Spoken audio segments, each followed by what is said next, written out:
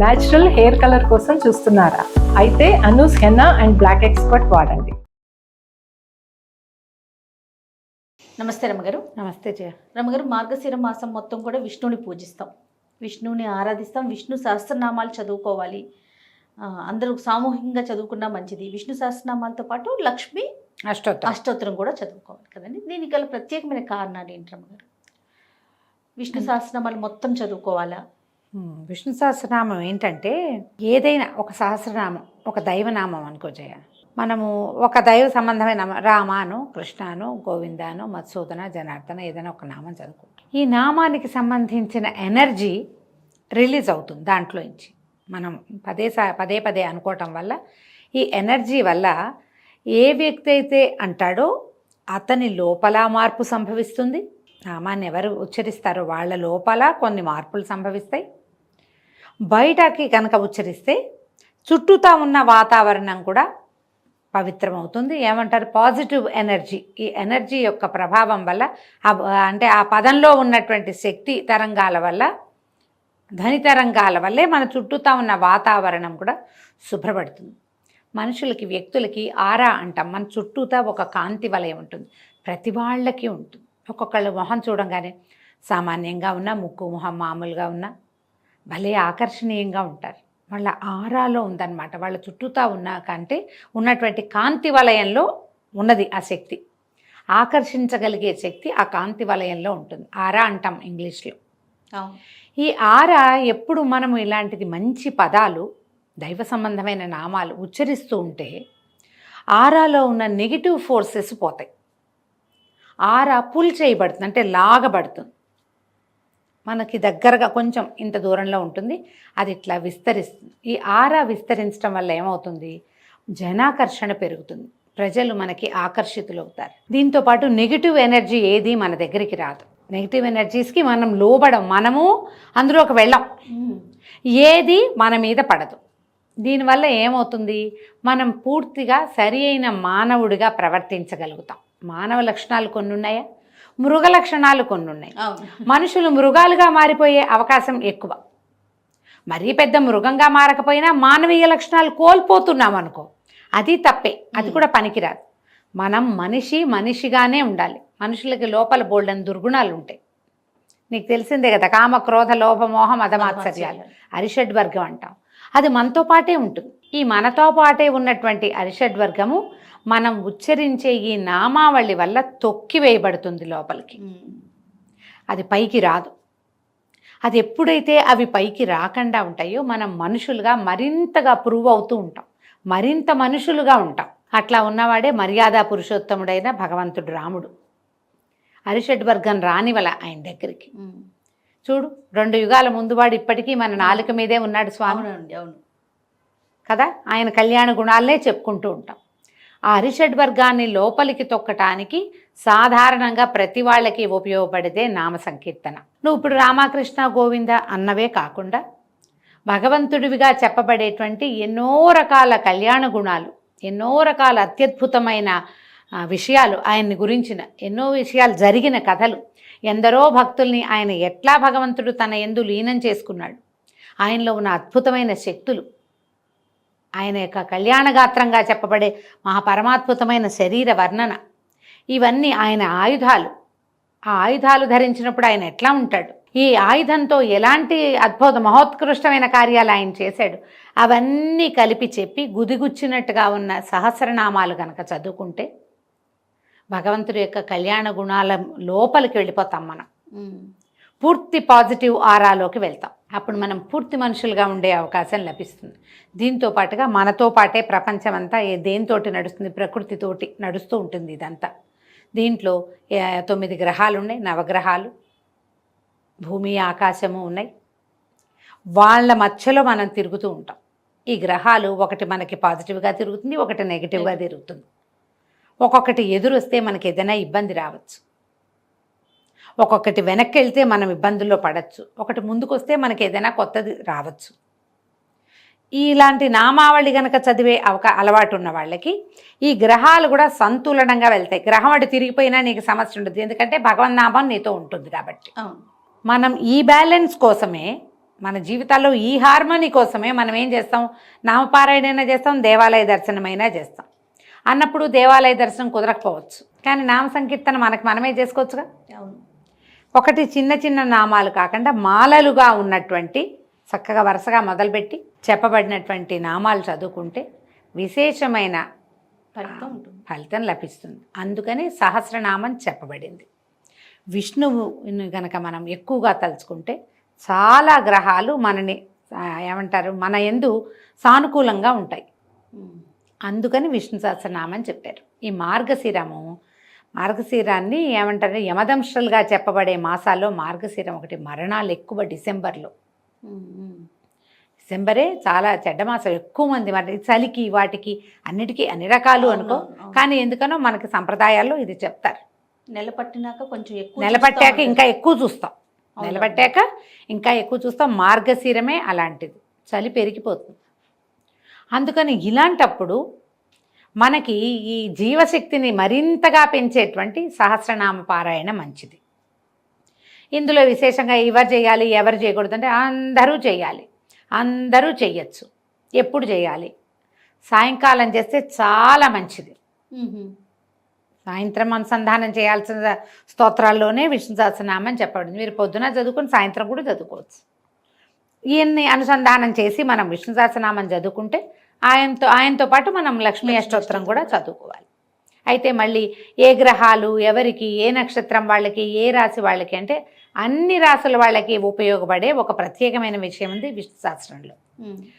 మామూలుగా మనకి ఎన్ని నక్షత్రాలు? 27. ఒక్కొక్క నక్షత్రానికి 4 పాదాలు ఉన్నాయి కదా. 27 × 4 ఎంత? 108. విష్ణు సహస్రనామంలో విశ్వం విష్ణుర్వ షట్కారో దగ్గర నుంచి చివరి దాకా 108 శ్లోకాలు ఉన్నాయి. ముందు పూర్వపీఠిక ఉంది, ఉత్తరపీఠిక ఉంది. పూర్వపీఠికలో భీష్మ యుధిష్ఠిర సంవాదం కనపడుతుంది. తర్వాత భగవంతుడు చెప్పినవి కూడా కనపడతాయి. భగవంతుడు చెప్పింది, శివపార్వతుల సంవాదం, అర్జున ఉవాచ, ఇవన్నీ కనపడతాయి కదా. ఈ మధ్యలో ఉన్న నామాలు ఉన్నాయి కదా, 108 నామాలు మాత్రమే ఉన్నవి. ఈ 108ని లెక్క పెట్టుకోవాలి మనం. ఒక్కొక్క నక్షత్రానికి 4 శ్లోకాలు చొప్పున అశ్విని, భరణి, కృతిక, రోహిణి, మృగశిర, ఆర్ద్ర లైన్ ఉన్నాయి కదా. ఈ లైన్ ప్రకారము ఒక్కొక్క అశ్విని నక్షత్రానికి మొదటి 4 శ్లోకాలు, భరణికి 5, 6, 7, 8, కృతికకి 8 తర్వాత 9, 10, 11, 12 ఇట్లా. ఒక్క పాదం, మీ పాదం ఏదో ఆ ఒక్క శ్లోకమే చదువుకున్నా మంచిదే. లేదా మీ నక్షత్రం ఏదో, ఒక్కొక్కసారి ఈ పాద నిర్ణయం కొంచెం అటు ఇటు మొదటి పాదం రెండో పాదం కన్ఫ్యూజన్ ఉంటుంది. సమయాల్ని బట్టి పంచాంగంలో ఒకటి ఉంటుంది, క్యాలెండర్లో ఒకటి ఉంటుంది, ఆన్లైన్ కొడితే ఇంకొకటి వస్తుంది, ఇలా వస్తాయి. అవును. అందుకని ఏం చేయొచ్చు మనం, మన నక్షత్రానికి 4 శ్లోకాలు. ఈ 4 శ్లోకాలని చాలాసార్లు మనం చదువుకోవచ్చు. మొత్తం నామాలు చదవలేము అని అనుకున్న వాళ్ళు మీ 4 చదువుకోవచ్చు. అయితే ఇందులో ఒక పద్ధతి చెప్తారు. మనకి సంబంధించిన 4 శ్లోకాలు ఉన్నాయి కదా, ఈ 4 మొదట చదివి విష్ణు సహస్రనామం మొత్తం చదివేసుకుని మళ్ళీ మన 4 ఇంకొకసారి చదువుకోవచ్చు. లేదా ఇంకో మెథడ్ చెప్తాను చూడు, సంపుటీకరణం అంటారు. మన పాదం ఏదో మనకి తెలుసు ఖచ్చితంగా, 3వ పాదం తెలుసు. మన 3వ పాదానికి ఒక శ్లోకం వస్తుంది, 2 లైన్స్ ఒక శ్లోకం వస్తుంది. ఈ శ్లోకాన్ని విష్ణు సహస్రనామపు ప్రతి శ్లోకంతోటి చదువుకోవచ్చు. ముందు మనది, తర్వాత సహస్రనామాల విష్ణుర్వ షట్కారో భూత భవ్య భవత్ ప్రభు భూత కృద్భూత పృద్భావో భూతాత్మా భూత భావన అన్నామా. ఇప్పుడు మళ్ళీ మన శ్లోకం, తర్వాత భూతాత్మా పరమాత్మాచ అని చెప్పుకుంటాం వరుసగా. అట్లా ఒక శ్లోకం స్తోత్రంలో ఉన్నది, ఒక శ్లోకం మనది. ఇట్లా 108 ప్లస్ మన శ్లోకాన్ని మనం ఎన్నిసార్లు చదివినట్టు 108 సార్లు చదువుతాం. దీంతో పాటు చదువుతాం కదా, మొదలు పెడతాం, ఒకసారి ఎక్స్ట్రా కూడా వస్తుంది. ఇలా దీన్ని సంపుటీకరణం అంటారు. ఈ విధానంలో మనం చదువుకోవచ్చు. మీకు ఏదైనా గ్రహ దోషాలు లాంటివి ఉండి ఒకరోజు శ్రద్ధగా చేసుకుందాం ఎప్పుడైనా అని కనుక మీరు భావిస్తే, ముందు విష్ణు సహస్రనామాన్ని దగ్గర పెట్టుకుని మీ నక్షత్రం లిస్ట్ అంతా పెట్టండి, మీ పాదాలన్నీ చూసుకోండి, మీ శ్లోకం ఏదో దాన్ని పిక్ చేసి పక్కన పెట్టుకోండి, రాసి పెట్టుకోండి చక్కగా.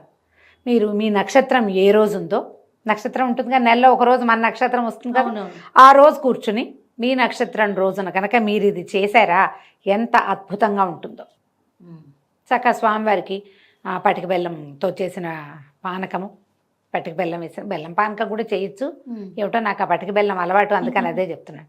పానకము, వడపప్పు, ఒక కొబ్బరికాయ కొట్టండి, కాసిన అరటిపళ్ళు పెట్టండి, కుదిరితే చక్కగా కొంచెం చక్కెర పొంగులో దద్దోజనమో చేసి నివేదన చేయండి. ప్రతి నెల చేసుకోవచ్చు ఇట్లా మనం, ఎవ్రీ మంత్ మన నక్షత్రం రోజున. ఇంత చేయలేమంటే 4 శ్లోకాలు తీసుకున్నాక ఆ 4 శ్లోకాలు చదువుకోండి, విష్ణు సహస్రనామం చదువుకోండి, మళ్ళీ మీ 4 శ్లోకాలు చదవండి. పూర్వపీఠిక ఉత్తరపీఠిక యథాతథంగా చదవాలి. ఫస్ట్ పూర్వపీఠిక చదువుతాం, పూర్వపీఠిక తర్వాత హరి ఓం అని మొదలు పెడతామా, ఈ హరి ఓం అనగానే మన శ్లోకాలు మన 4 చదువుకుని సహస్రనామ విశ్వం విష్ణుర్వ షట్కారో నామాలు మొదలు పెట్టుకోండి. చివరికి మళ్ళీ ఉత్తరపీఠిక ఇతీదం కీర్తనీయస్య కేశవస్య మహాత్మనః చెప్పాలి కదా ఉత్తరపీఠిక. దానికి ముందు మన 4 శ్లోకాలు చదివేసుకుని అప్పుడు ఇతీదం కీర్తనీయస్య చెప్పుకోండి. ఇలా ఉత్తరపీఠిక కూడా మొత్తం చదివేసుకోవాలి. నెలలో ఒక్కరోజు మీ నక్షత్రం రోజున ఈ పని చేయండి. పిల్లలకి అలవాటు చేయండి. స్త్రీలు పురుషులు పెద్దవారు చిన్నవారు ఏ తేడా లేదు. సమస్తమైన వాళ్ళు మాకు అది లేదు మేము చెయ్యొచ్చా అడగద్దు, అందరూ చేసుకోవచ్చు. అందరూ శుచిగా శుభ్రంగా ఈ రోజున మీ పుట్టినరోజు నాడు చేసుకోవచ్చు, పెళ్లి రోజు నాడు చేసుకోవచ్చు, నక్షత్రం రోజున చేసుకోవచ్చు. ఏదైనా ఒక పర్వదినంలో ఇప్పుడు చేయాలని భావిస్తున్నామంటే లక్షణంగా చేసుకోవచ్చు. ఆలోచించి ప్లాన్ చేసుకుని చేసుకోండి. అందరికీ విష్ణు సహస్రనామం వచ్చు, చాలామందికి వచ్చు, అందరికీ వచ్చు అన్నాను నేను, చాలామందికి వచ్చు. ఎంఎస్ సుబ్బలక్ష్మి అమ్మగారిది పెట్టుకున్నారంటే ఆవిడ కంచు గంటలాగా వెళ్తూ ఉంటుంది. ఆవిడతో పాటు మీరు కూడా శుభ్రంగా పుస్తకం పెట్టుకుని వెళ్తే ఒక్క అక్షరం తప్పు లేకుండా వంపు టొంపు లేకుండా ఆమె వెనకాల పడి చక్కగా వెళ్ళిపోవచ్చు. ఆవిడ చక్కగా పరమపద సోపానం ఆమె ఎక్కేసారు, మన్ని కూడా ఎక్కిచ్చేస్తారు. చక్కగా చేసుకోవచ్చు. మీకు వీరు కాదు ఇంకెవరో బ్రహ్మాండ నాయకులు ఉన్నారంటే వారిదైనా పెట్టుకోండి. ఇంట్లో ఎవరైనా పెద్దవాళ్ళు చదువుతూ పక్కన పిల్లల్ని కూడా చక్కగా చదివించుకోవచ్చు. మన శ్లోకాలు ఏమిటి అనేది సెలెక్ట్ చేసి పక్కకు పెట్టుకుంటే మీరు అది నిత్యం చేసుకోవటానికి కూడా బాగుంటుంది. రోజు చేసుకోవచ్చు. ప్రతిరోజు మన పూజా విధానం ఇదంతా చేయలేము అనుకోండి, చేసుకోవచ్చు. ఇదంతా చేయలేము, విష్ణు సహస్రనామం చేసే సమయం ఉండదండి, కూర్చోలేము, ఏదో చెప్తారు, చదవలేము, పుస్తకం కావాలి, పుస్తకం పెట్టుకునే సమయం ఉండదు. సమయాల భావం కదా. అందుకని మీరేం చేయొచ్చు, విష్ణు సంబంధమైన ఒక స్తోత్రం ఏం తీసుకోవచ్చు. ఈ శ్లోకాల్లోనే మన ఇది ఉంది కదా, విష్ణు సంబంధమైన శ్లోకం ఉంది కదా, శాంతాకారం భుజగసేనం పద్మనాభం సురేశం, ఆ శ్లోకం చెప్పుకోండి. ఈ 4 శ్లోకాలు చెప్పుకోండి నెంబర్ ఆఫ్ టైమ్స్. మీరు 11 సార్లు, 9, 11, 21, 40 సార్లు చేస్తారా చేసుకోండి. తర్వాత శ్రీరామ రామ రామేతి రమే రామే మనోరమే సహస్రనామ తత్తుల్యం రామనామవరాననే దీంతో ఎండ్ చేసుకోండి. పరమేశ్వరుడు చెప్పినటువంటి రామనామవరానన శ్లోకాన్ని చెప్పుకోండి. ఈ చిన్న బంచు రోజు అలవాటు చేసుకోండి, పిల్లలకి నేర్పించండి, మహత్తరమైన ప్రయోజనాన్ని ఇస్తుంది. మొత్తం చదివారా సూపర్, ఎప్పుడైనా ఒకసారి చదువుకోండి.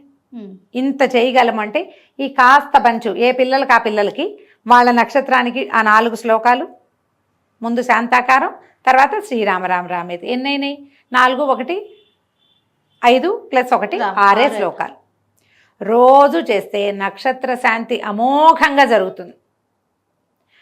ఈ మార్గశిర మాసంలో చేస్తే అత్యద్భుతంగా ఉంటుంది. మీకు ఏది అవకాశం కుదిరితే ఎన్ని పద్ధతులు చెప్పాను ఏదైనా చేసుకోండి తప్పకుండా. ఏది ఏమైనా మార్గశిరంలో మొదలు పెట్టడం అంతే. అంతేనా రమ్మగారు? అంతే. నమస్తే. నమస్తే జయ.